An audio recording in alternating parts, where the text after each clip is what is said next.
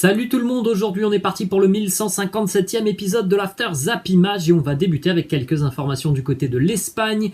Plus précisément, on va à Barcelone avec une nouvelle semaine mouvementée du côté de la Catalogne. On rappelle le limogeage de Ronald Koeman après la nouvelle défaite des Catalans en milieu de semaine du côté du Rayo Vallecano. Donc pour le moment du côté de Barcelone, un homme va assurer l'intérim. Il s'agit de Sergi Barjuan qui est actuellement le technicien de la réserve du FC Barcelone. Donc on parle bien d'un intérim. Donc du côté des dirigeants catalans, on cherche un nouvel entraîneur.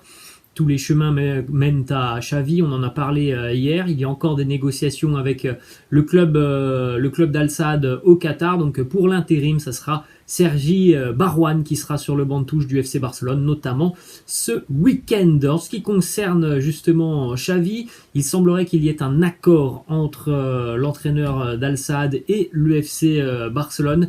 Maintenant, le Barça est aussi en train de négocier avec Al-Sadd, le club qatari. La clause libératoire de l'entraîneur n'est pas très élevée, 1 million d'euros. Cependant, du côté du club qatari, on aimerait pouvoir conserver Xavi jusqu'au moins au 3 novembre prochain, puisque dans le championnat qatari, le 3 novembre sera une date importante, puisque le club d'Al-Sadd affrontera Al-Douaï, qui est pour le moment deuxième au niveau du classement. Al-Sadd est premier, et c'est pour ça que du côté du club qatari d'Al-Sadd, on aimerait pouvoir conserver Xavi encore une petite semaine, et qu'il soit sur le banc pour ce gros duel du championnat qatari. Ensuite, on a plusieurs infos du côté de l'avenir du FC Barcelone, et notamment sous Xavi, puisque normalement, sans grande surprise, ça devrait bel et bien être Xavi, le nouvel entraîneur du FC Barcelone. Ce n'est plus qu'une question de jours maintenant. Xavi aurait déjà demandé pas mal de choses à sa direction, notamment de prolonger le contrat d'Ousmane Dembélé, ou en tout cas de tout faire pour prolonger Ousmane Dembélé,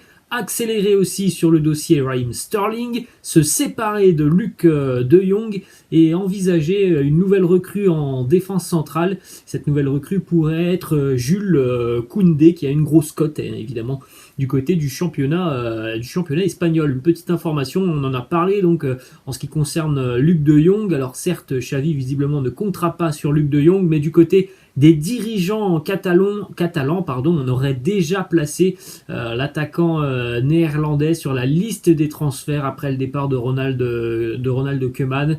C'est une erreur de casting. Luc de Jong n'est pas fait pour le FC Barcelone, on le voit depuis le début de saison. Ensuite, on continue les amis avec les statistiques de Ronald Koeman, donc après son départ. À la tête du FC Barcelone, Ronald Koeman aura donc disputé 67 matchs, toutes compétitions confondues, pour 40 victoires, 11 nuls, 16 défaites en 67 matchs. C'est énorme évidemment pour un entraîneur du Barça. 16 défaites en 67 matchs, 138 buts marqués, 75 encaissés, un petit trophée remporté. La coupe du Roi. Ronald Koeman a aussi remporté 28 des 48 matchs qu'il a disputés en championnat avec le FC Barcelone, ce qui donne un ratio de 58,3% de victoires. C'est tout simplement le pire ratio dans l'histoire du FC Barcelone depuis Radomir Antic, et c'est tout simplement aussi le pire ratio pour un entraîneur du Barça au 21e siècle. Ensuite, on continue avec un résultat hier en Liga, une nouvelle contre-performance pour l'Atlético Madrid. 2-2 pour les Colchoneros chez une équipe qui pourtant est très mal classée, Levante. 2-2, Antoine Griezmann buteur, Mateus Cunha, Diego Simeone, l'entraîneur de l'Atleti, a été expulsé du côté de Levante. 2 pénaltys pour Levante avec Bardi qui a inscrit les 2 pénaltys, dont un qui a été transformé notamment à la 97e minute.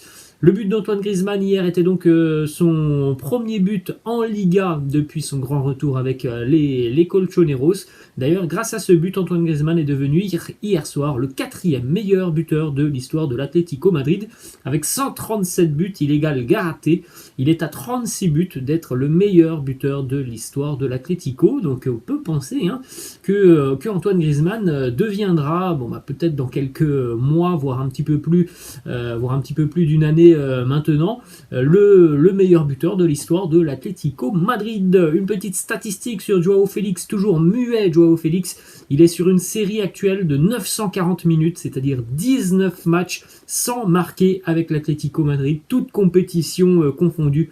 C'est évidemment la plus mauvaise série de Joao Félix depuis qu'il est arrivé à l'Atlético Madrid. Le dernier but de Joao Félix était au mois de février, le 28 février, c'était face à Villarreal. Ensuite, on a une petite statistique assez paradoxale du côté de l'Atlético Madrid, puisque hier, ça a été un match vraiment très étrange de la part de l'Atleti, et un match aussi très étrange de la part du corps arbitral qui a vraiment sanctionné énormément l'Atlético Madrid hier avec un penalty dans le temps additionnel très très litigieux.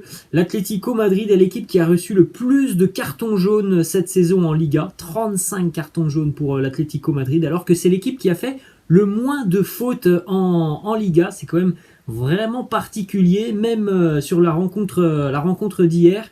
Visiblement l'arbitre avait quand même un problème avec l'Atlético, parce que il a dégainé contre l'Atlético beaucoup de cartons jaunes, alors qu'il a attendu vraiment très très longtemps dans cette rencontre avant de sanctionner par un carton jaune les joueurs de Levante. Donc très très spécial l'arbitrage sur cette rencontre entre Levante et l'Atlético Madrid. Autre résultat important hier en Liga, la victoire de la Real Sociedad, 2-0 du côté de Vigo face au Celta Vigo. Alexander Isak et Miguel Merino ont marqué pour la Real Sociedad. On fait un petit point sur le classement de la Liga, puisque c'est une bonne opération pour le club basque, qui est donc en tête de la Liga avec 24 points devant le Real 21, Séville 21, le Betis aussi est à 21, les deux clubs sévillans ont 21 points, le Rayo Vallecano 5e avec 19 points, on rappelle que le Rayo est quand même promu, l'Atlético 19 points, on retrouve le Barça en 9e position avec 15 points, un classement plutôt sympa puisqu'on a de belles surprises cette saison pour le moment en Liga, avec la Real Sociedad, le Betis qui est présent aussi, Séville qui est toujours dans la course. Bon, le Rayo Vallecano, c'est un début quand même exceptionnel, je ne sais pas si ça durera, mais voilà, c'est toujours très serré pour ce début de saison en Liga. Une petite information en ce qui concerne Eden Hazard. Visiblement, deux clubs anglais sont intéressés par Eden Hazard. Chelsea et Newcastle ont montré un certain intérêt à l'idée de recruter Eden Hazard sur le mois de janvier. Alors, est-ce que le Real sera vendeur sur ce dossier? Affaire à suivre. On continue, les amis, du côté de la France avec une déclaration de Mauricio Pochettino. Ce soir, le Paris Saint-Germain reçoit le champion de France, le LOSC. On a cette déclaration de Mauricio Pochettino qui nous parle notamment du style de jeu de son équipe actuellement. Et il nous dit tout simplement, on est premier en championnat et en Ligue des Champions, mais on sait qu'on doit être meilleur dans le jeu et donner plus de spectacle. On est tous conscients de ça, donc on attend évidemment du mieux du côté du Paris Saint-Germain ce soir face à Lille. Autre déclat de Mauricio Pochettino sur la petite gêne musculaire de Lionel Messi. Il nous dit « Oui, Léo avait une petite gêne musculaire et par précaution, il ne s'est pas entraîné avec l'équipe, donc il ne s'est pas entraîné hier.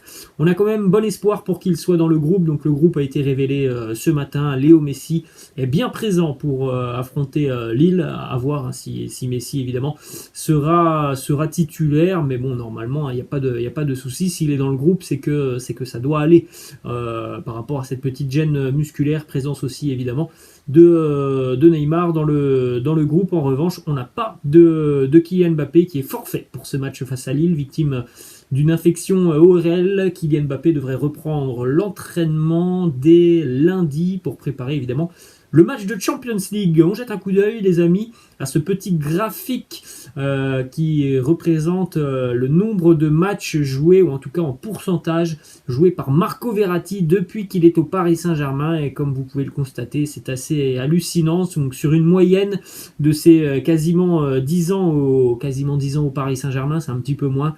Marco Verratti joue un tout petit peu plus que de 50% des matchs avec le PSG. C'est quand même assez fou. L'année passée, par exemple, c'était seulement 42% des matchs joués. Cette année, pour le moment, c'est 39% des matchs joués. C'est quelqu'un, malheureusement, qui a souvent de gros pépins physiques. Ensuite, on a une petite déclat de Mauricio Pochettino sur l'éventualité de pouvoir mettre Neymar sur le banc de touche. Il nous dit chaque joueur peut être sur le banc et chaque joueur peut être titulaire. S'ils jouent, ils sont heureux. S'ils ne jouent pas, ils se mettent en colère. Cela n'arrive pas qu'au Paris Saint-Germain. Déclaration de Neymar, là, qui nous parle là aussi du style de jeu de son équipe du Paris Saint-Germain. Il nous dit, peu importe les noms qu'on a, nous avons conscience de notre potentiel, de l'équipe que nous avons aujourd'hui, mais si nous ne jouons pas ensemble, si nous ne travaillons pas ensemble, si nous ne faisons pas les efforts les uns pour les autres, les choses n'arriveront pas. C'est bien, les joueurs en ont conscience maintenant. On attend des actes sur le terrain. Neymar s'est aussi un petit peu emporté par rapport à, encore une fois, de nombreuses critiques sur son hygiène de vie. Voilà la réponse de Neymar qui nous dit « Comment peut-on être 12 ans au sommet sans prendre soin de soi ?» Poursuit du côté de l'Olympique de Marseille, une déclaration de Jordan Amavi qui a disputé face à Nice seulement son deuxième match de la saison.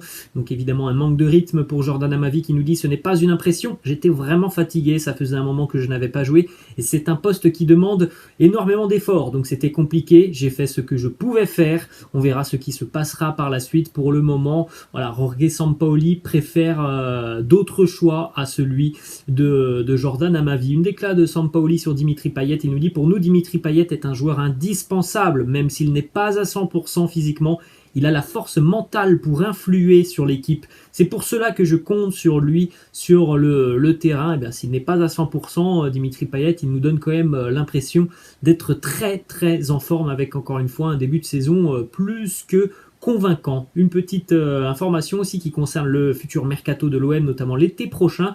Jorge Sampaoli n'a pas abandonné l'idée de faire venir l'international chilien Arturo Vidal à l'âge de 34 ans. Vidal sera en fin de contrat la saison prochaine avec l'Inter Milan. Les deux hommes se sont déjà connus et on sait que sur le mercato estival précédent, Jorge Sampaoli a tenté de faire signer Arturo Vidal pour des problèmes financiers. Ça a été un échec. Ensuite, justement du côté de l'Inter, une prolongation de contrat importante. C'est fait. Lautaro Martinez, l'attaquant argentin de l'Inter, va continuer avec les Nerazzurri. Prolongation de contrat jusqu'en 2026. On retourne en France et on va du côté de l'Olympique Lyonnais avec une petite pensée pour Jeffrey Adelaide. C'est toujours compliqué pour lui. Ça fait plus d'1 an et demi maintenant que niveau blessure, Jeffrey Adelaide, malheureusement, il n'est pas verni. Hier, il a passé des examens. Il ressentait des douleurs au niveau de son genou. Et malheureusement, ces examens ont mis en évidence un retard de cicatrisation osseuse pour le genou de Jeffrey Adelaide. Donc le retour sur les terrains est évidemment reporté. L'entraîneur Peter Bosz a annoncé qu'il était inquiet pour l'homme, qui pourtant fait tout pour revenir. Il s'entraîne déjà avec le groupe, mais voilà, il y aura du retard pour Jeffrey Adelaide. C'est vraiment compliqué pour lui. On espère le revoir sur les terrains au début d'année 2022. Direction Munich maintenant, une information qui concerne le Bayern Munich. On rappelle que Corentin Tolisso sera en fin de contrat dans moins d'1 an. Plusieurs clubs sont intéressés par Corentin Tolisso, le PSG, l'Atlético, Tottenham, la Juve ou encore l'Inter Milan. Ensuite, on se dirige du côté de l'Ajax Amsterdam. Une bonne nouvelle pour l'Ajax et pour André Onana. Il a fait son retour hier à l'entraînement avec l'équipe première de l'Ajax. On rappelle qu'André Onana était écarté déjà depuis quelques mois maintenant pour dopage. Ensuite, direction l'Italie, victoire pour le Napoli hier 3-0 face à Bologne dans un match complètement dominé et maîtrisé de la part des hommes de Luciano Spalletti. Un but pour Fabian Ruiz, un doublé pour Lorenzo Insigne. Vous pouvez jeter un petit coup d'œil sur le maillot napolitain hier, le maillot spécial Halloween pour le Napoli. Début de saison plus que réussi pour les Napolitains, en tête de la Serie A à égalité de points avec l'AC Milan. Les deux équipes comptent 10 matchs, 9 victoires, 1 nul, donc 28 points, un bilan quasi parfait. Devant l'Inter qui est à 21 points, la Roma 19, on retrouve la Juventus avec 15 points, la Juve est déjà très très loin des premiers rôles. En tout cas, il y a déjà un joli petit matelas pour le Napoli et le Milan par rapport notamment à l'Inter et la Roma. Ensuite, une petite image assez sympa, c'était hier en Série B italienne, Gigi Buffon qui a arrêté un penalty qui a permis notamment à Parme d'aller s'imposer 2-1 du côté de la Cittadella. Parme pour le moment vit un début de saison assez compliqué, ils sont très loin de leur objectif de la remontée directe pour la Serie A, ils sont plutôt au milieu de tableau pour le moment cette équipe parmesane, mais hier quand même, victoire importante à l'extérieur. On poursuit aussi avec ces deux petites statistiques très intéressantes sur les saisons post-Cristiano Ronaldo, donc après le départ de Ronaldo. Donc du côté de la Juventus, après 10 matchs cette saison en Serie A, on a inscrit seulement 14 buts. C'est le pire total de la Juventus depuis 2001-2002. Lorsque Cristiano a quitté le Real Madrid, le Real avait aussi marqué 14 buts en 10 matchs de Liga.